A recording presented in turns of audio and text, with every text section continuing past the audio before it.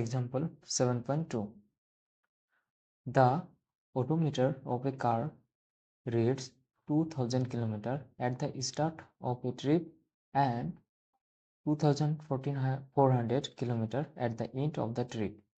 If the trip took 8 hours, calculate the average speed of the car in kilometer per hour and meter per second. তো এখানে কি বলছে? এখানে বলছে যে একটি কারের যে ওডোমিটার আছে সেখানে দেখাচ্ছে যে 2000 কিলোমিটার থেকে একটি কার চলা শুরু করেছে এবং 2400 কিলোমিটারে গিয়ে সেই কারটা থেমেছে এবং এই 400 কিলোমিটার ট্রাভেল করার জন্য সেই কারের সময় লেগেছে হলো 8 ঘন্টা। যখন ক্যালকুলেট করতে বলছে অ্যাভারেজ স্পিড ইন কার, মানে কারের অ্যাভারেজ স্পিড বের করতে বলছে কিলোমিটার পার আওয়ারে আর একটা হলো মিটার পার সেকেন্ডে। তো এই দুইটা হলো আমাদের বের করতে হবে। তো কারের স্পিড বের করতে হবে একবার কিলোমিটার পার আওয়ারে আর একবার মিটার পার সেকেন্ডে। তো কিভাবে আমরা বের করব এটা?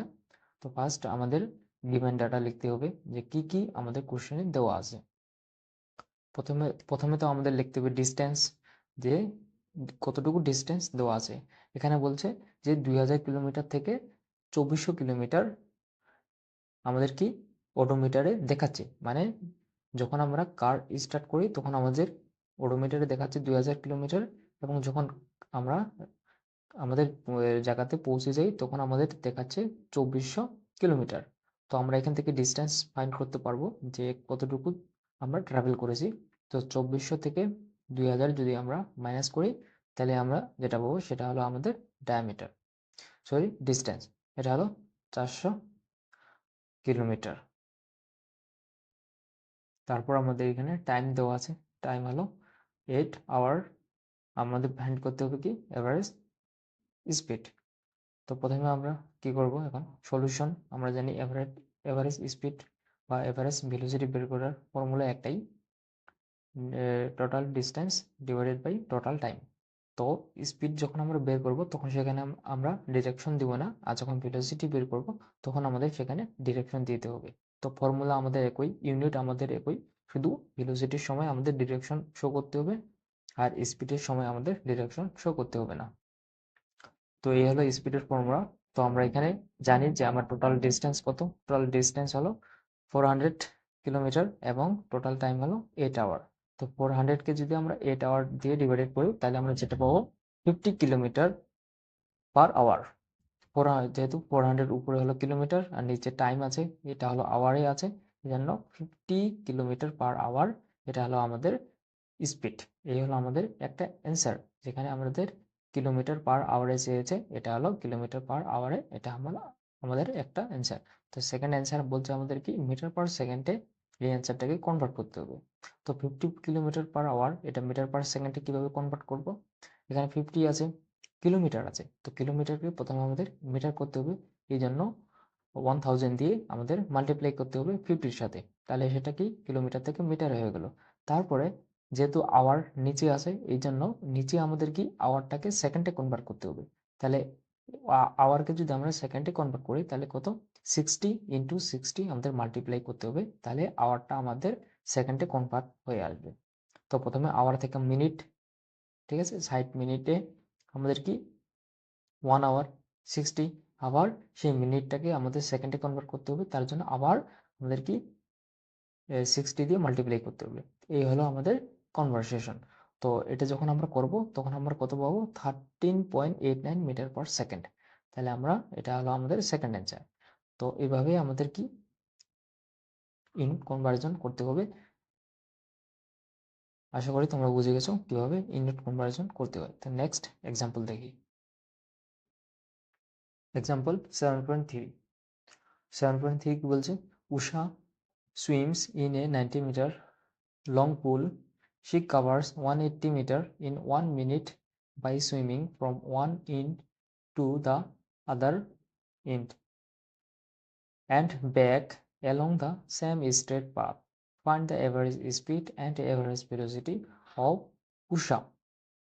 তো এখানে বলছে উষা 90 মিটার একটা লং পুল, সেটা সুইমিং করে সে কি এক পাশ থেকে আরেক পাশে গিয়ে আবার সে আরেক পাশে ফিরে আসে, মানে কি 90 কিলোমিটার সে ট্রাভেল করে আবার সেদিক থেকে আবার সে ব্যাক করে আবার 90 কিলোমিটার ট্রাভেল করে, মানে টোটাল সে 180 মিটার সে কি করে কভার করে, কত, ইন 1 মিনিট, 1 মিনিটে সে 180 মিটার কভার করে। এবং বলছে, তো এখানে বের করতে বলছে যে average speed and average velocity কত হবে উষার, সেটা আমাদের বের করতে বলছে। তো প্রথমে আমাদের লিখতে হবে গিভেন ডাটা, যে কি কি আমাদের কোশ্চেনে দেওয়া আছে। ফার্স্ট দেওয়া আছে ডিস্টেন্স, সে কতটুকু ডিস্টেন্স ট্রাভেল করেছে 180 মিটার, এবং কত মিনিট সময় লেগেছে তার সেটা ডিস্টেন্স কভার করতে, সেটার টাইম আছে 1 মিনিট ইকুয়াল টু 60 সেকেন্ড। আমাদের ফাইন্ড করতে হবে কি টি অ্যাভারেজ, মানে অ্যাভারেজ স্পিড এবং অ্যাভারেজ ভেলোসিটি। তো প্রথমে আমরা স্পিড বের করি, অ্যাভারেজ স্পিড কত। তো সলিউশন, আমরা জানি অ্যাভারেজ স্পিড বের করার ফর্মুলা হলো total distance divided by total time. তো টোটাল ডিস্টেন্স হলো 180 মিটার এবং টোটাল টাইম হলো 60 সেকেন্ড। তাহলে এটাকে যদি আমরা ডিভাইডেড করি 180 কে 60 দিয়ে, তাহলে আমরা পাবো 3 আর মিটার পার সেকেন্ড। এটা হলো স্পিড বা ভেলোসিটির ইউনিট। তাহলে আমাদের অ্যান্সার কত আসলো, বা স্পিডের অ্যান্সার কত আসলো, 3 মিটার পার সেকেন্ড। তো উষার যে স্পিড ছিল সেটা হলো 3 মিটার পার সেকেন্ড। তো এখন বের করবো আমরা অ্যাভারেজ ভেলোসিটি। তো আমরা ফর্মুলা জানি, অ্যাভারেজ ভেলোসিটি বের করার ফর্মুলা ডিসপ্লেসমেন্ট ডিভাইডেড টাইম। তো এখানে ডিসপ্লেসমেন্ট কত, ডিসপ্লেসমেন্ট হলো 0। তো কিভাবে এখানে ডিসপ্লেসমেন্ট 0 হলো, ডিস্টেন্স এখানে 180, ডিসপ্লেসমেন্ট 0 কিভাবে। তো দেখে নাও একটা এক্সাম্পলের মাধ্যমে, যে এ আর বি দুইটা পয়েন্ট, একটা ডিস্টেন্সে এই দুইটা পয়েন্ট আছে। তো একটা ছেলে এ পয়েন্ট থেকে যাত্রা করলো, মানে স্টার্ট করলো চলা, এবং বি পয়েন্টে গিয়ে পৌঁছালো, এবং বি পয়েন্ট থেকে সে আবার এ পয়েন্টে আসলো। তাহলে সে আর ডিসপ্লেসমেন্ট কি হবে, ডাবল হবে। এ থেকে বি, আবার বি থেকে এ তে আসলো, মানে তার ডিস্টেন্স কি হবে, ডাবল হবে। এ থেকে বি যদি 10 কিলোমিটার হয়, তাহলে এ থেকে বি আবার বি থেকে এ তে সে আসলো, তার মানে সে ডিস্টেন্স কভার করলো 10 10 20 মিটার। কিন্তু ডিসপ্লেসমেন্টের বেলায় আমরা দেখব যে তার স্টার্টিং পয়েন্ট এবং ফাইনাল পয়েন্ট এর যে ডিস্টেন্স সেটা কত, সেটাই শুধু আমরা দেখব। এখানে কি স্টার্টিং পয়েন্ট এ পয়েন্ট এবং তার যে ফাইনাল পয়েন্ট সেটাও হলো এ পয়েন্ট। যেহেতু স্টার্টিং পয়েন্ট আর ফাইনাল পয়েন্ট হলো একই, তাহলে যখন আমরা ডিসপ্লেসমেন্ট বের করব, যে final point minus starting point বা final point minus initial point, তো এখানে কি আসবে, যেহেতু পয়েন্ট আমাদের একটাই, ফাইনাল ইনিশিয়াল পয়েন্ট আর ফাইনাল পয়েন্ট, যেহেতু এখানে ডিসপ্লেসমেন্ট আসবে 0 মিটার। ঠিক আছে, তো প্রথম লেকচারে ডিস্টেন্স আর ডিসপ্লেসমেন্ট কি সেখানে আমি ভালো করে বুঝিয়েছি, যে ডিস্টেন্স আমরা কাকে বলবো এবং ডিসপ্লেসমেন্ট আমরা কাকে বলবো। তো এখানে কি, যেহেতু তার স্টার্টিং পয়েন্ট এবং তার ফাইনাল পয়েন্ট একটাই, এই জন্য ডিসপ্লেসমেন্ট এখানে 0 হয়েছে। তো এভারেজ ভেলোসিটি কি 0, টোটাল ডিসপ্লেসমেন্ট ডিভাইডেড টাইম কত, 60 সেকেন্ড। তো 0-কে আমরা যে কোনো সংখ্যা দিয়ে ভাগ করি না কেন, সেটার অ্যান্সার কত আসবে, সেটার অ্যান্সার 0 আসবে। এই জন্য অ্যাভারেজ ভেলোসিটি কত, অ্যাভারেজ ভেলোসিটি হলো এখানে 0। এই হলো আমাদের অ্যান্সার। তো নেক্সট এক্সাম্পল দেখি।